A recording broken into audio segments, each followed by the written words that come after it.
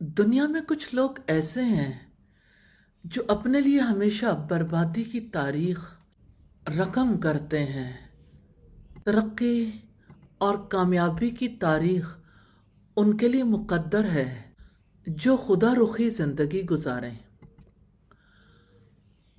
ربانی زندگی، خدا رخی زندگی میں کچھ صفات ہونی بہت زیادہ ضروری ہیں،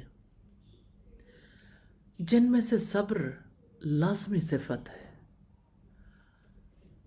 بات یہ ہے کہ دنیا میں کبھی بولتے ہوئے صبر کرنا پڑتا ہے، کبھی اقدام کرتے ہوئے صبر کرنا پڑتا ہے.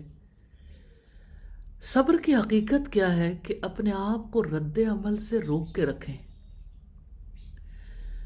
دوسری ایک اور بہت اہم بات ہے، عام طور پر لوگ متاثرہ ذہن کے ساتھ اپنی زندگی کی، اپنے اعمال کی منصوبہ بندی کرتے ہیں، امپریس ہو جاتے ہیں، ارد گرد کے حالات سے متاثر ہو جاتے ہیں، وقتی حالات کے مطابق فیصلے کرتے ہیں. کرنے کا کام یہی ہوتا ہے کہ اپنے آپ کو رد عمل سے روکیں اور غیر متاثرہ ذہن کے ساتھ اپنے اعمال کی منصوبہ بندی کریں. متاثرہ ذہن کس قدر چھوٹے فیصلے کرتا ہے، زندگی کی گاڑی کو تنگ جگہ جا کر پھنسا دیتا ہے. اب دیکھیے، ایسا تو ہوتا رہتا ہے، آپ جا رہے ہیں کہیں، اچانک آپ کے سامنے سے کوئی گاڑی آ جاتی ہے. اب آپ کیا کریں گے؟ یہی نہ کہ اپنی گاڑی کو روک لیں گے. یہی رکنا صبر ہے. صبر کا مطلب ہے روک لگانا. اپنے آپ کو روک کے، اپنی گاڑی کو روک کے راستہ نکالنے کا نام صبر ہے. اور اگر آپ روکتے نہیں، بے سوچے سمجھے گاڑی دوڑاتے ہیں، اسی کا نام بے صبری. زندگی کی گاڑی کو اکثر لوگ بے صبری کے ساتھ دوڑاتے چلے جا رہے ہیں. یہ خود رخی زندگی ہے. خود رخی زندگی انسان کو تباہی کے گھاٹ اتارتی ہے. دنیا میں کامیابی کی منزل تک پہنچنے کے لیے صبر اور حکمت سے کام لینا بڑا ضروری ہے. اور حکمت کی بنیاد یہ ہے کہ انسان ایک چیز اور دوسری چیز کے فرق کو جانے. اب اللہ کے رسول صلی اللہ علیہ وسلم کی حیات میں ہم دیکھتے ہیں، غزوہ احد کے بعد جب آپ نے اگلے دن مسلمانوں کو نکلنے کے لیے کہا، حمراء الاسد جانا تھا، اس موقع پر آپ صلی اللہ علیہ وسلم اور آپ کے ساتھی خاموشی سے نہیں نکلے، بآواز بلند سفر کیا گیا. مگر فتح مکہ کے موقع پر آپ نے بلند آواز سے منع کر دیا. کیا آپ جاننا چاہیں گے کہ کیوں؟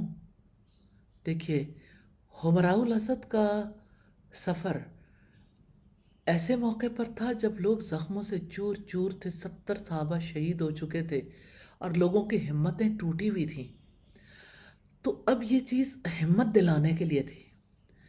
لیکن مکہ جاتے ہوئے آپ صلی اللہ علیہ وسلم اور آپ کے ساتھی اللہ تعالیٰ کے آگے عاجزی کا اظہار کر رہے تھے، اور مکہ والوں کو یہ دکھانا مطلوب تھا کہ جن لوگوں کو آپ نے ظلم کر کے نکالا ہے، آج جب وہ فاتح کی حیثیت سے داخل ہو رہے ہیں تو آپ لوگوں کی طرح چڑھائی نہیں کر رہے.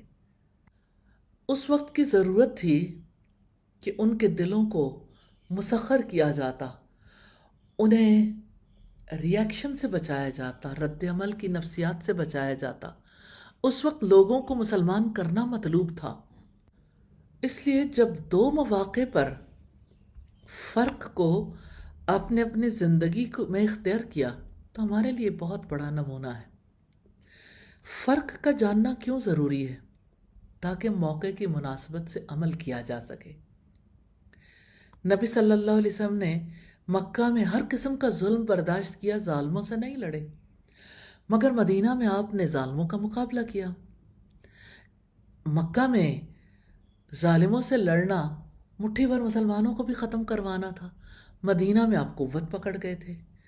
جب معاہدہ حدیبیہ ہوا آپ صلی اللہ علیہ وسلم نے مکہ والوں کی یک طرفہ شرائط پر صلح کر لی، مگر بنو بکر اور بنو خزاعہ کا واقعہ پیش آیا تو آپ نے مکہ کے سردار کی تجدید صلح کی پیشکش قبول نہیں کیا۔